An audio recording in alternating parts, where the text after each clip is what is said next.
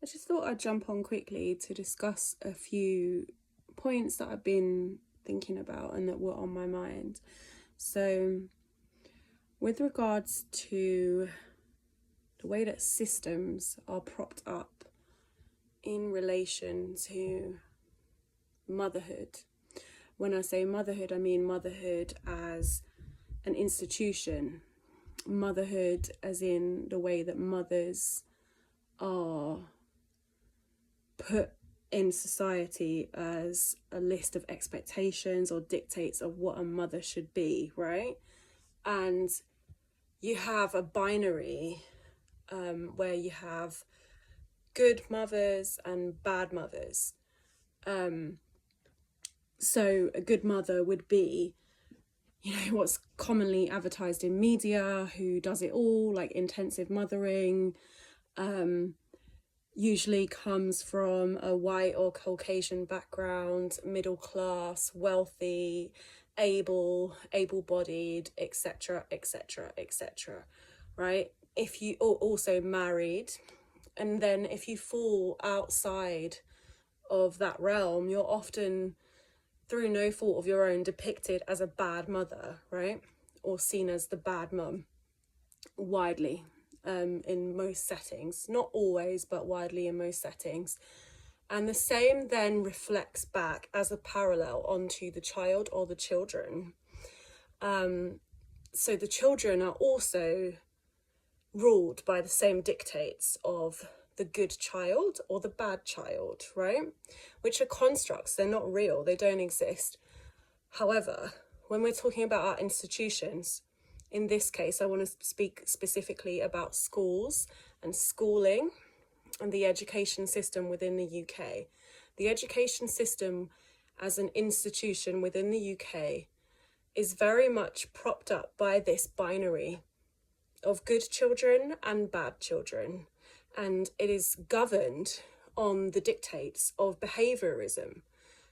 Children are often policed with regards to their behaviour. So children that fall outside of that realm, who might have disabilities, who might not be neurotypical, who might come from a different class, they might be working class, or children that come from a black background, children who come from single parent families, as an example, right?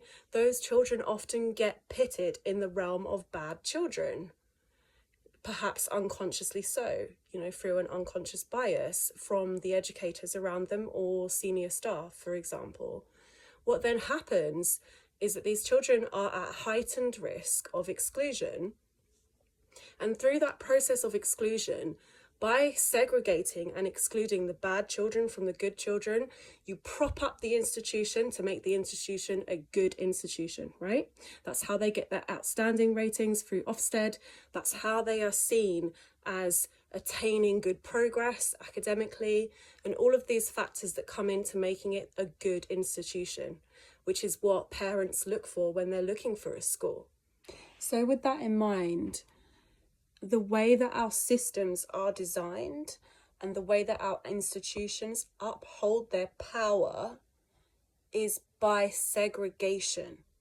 If there was no segregation within our institutions, they would not be able to hold on or attain the label of a good institution, because you would have inclusion, whereby all children were part of that demographic. All children were representative of that institution, including children who might have academic challenges, who might have learning difficulties, who might have social difficulties and not present themselves in, for example, a neurotypical way or what is deemed as good, right? So in order to uphold that image, and with that image, the power that comes with it, they have to segregate. And now on from the segregation and exclusion, what then happens within systems is that the school will then discharge these children. And so in turn, also the parent or parents also face social exclusion, right? And get labelled as the bad parent, or in most cases, the bad mum. And off the back of this, there's usually you know, a myriad of organisations set up systemically that claim to be offering some kind of support for these situations, for exclusions, who are then contracted in most cases by the local authority or the council. And all of this money is being ploughed in to these services to address the bad parents and the bad children, right? With a primary goal of making the appearance of said institution, in this case it would be the local authority or the council, to look good, right? So again, you come right back to the same binary of parent blame in most cases, parent blame, right?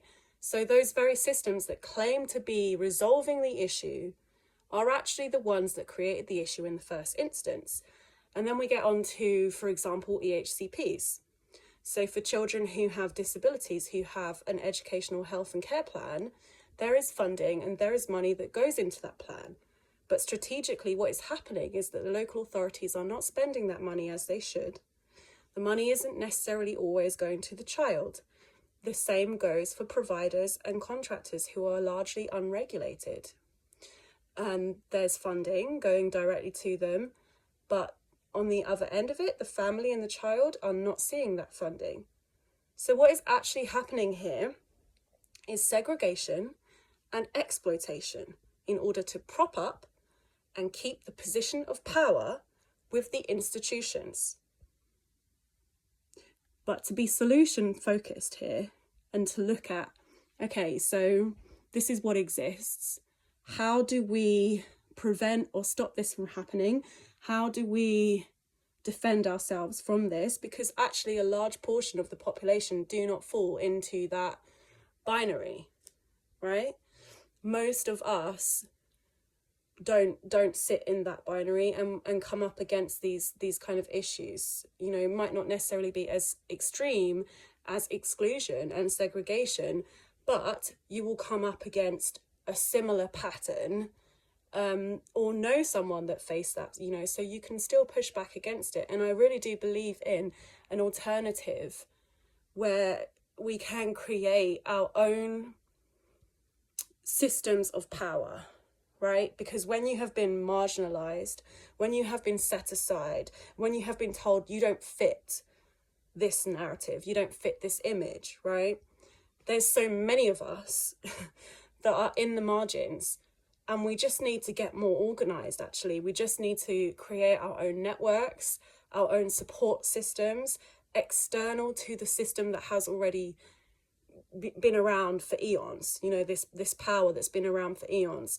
And it's about taking away the judgment from ourselves, inner judgment and outer judgment of others, and taking away the shame and the internalized blame, the internalized ableism, or anything else that is, you know, projected as a result of that experience, and actually really truly seeing one another and being there for one another in this process. But it's first about recognizing where we sit in that and what actually is happening in our experience, because very often, you know, we get gaslit into believing that these things are our fault, or it's because of an action or something that we did or didn't do. This isn't the case. It's how the systems are designed. It's based off of exploitation. There are many good people within systems. There are many good, amazing teachers. There are many amazing staff, TAs, etc., Senkos, who do a fantastic job. But systemically, how that works and how the infrastructure works, it is based upon exploitation. And we need to address this, and we need to have actually radical reform of the educational system as a whole.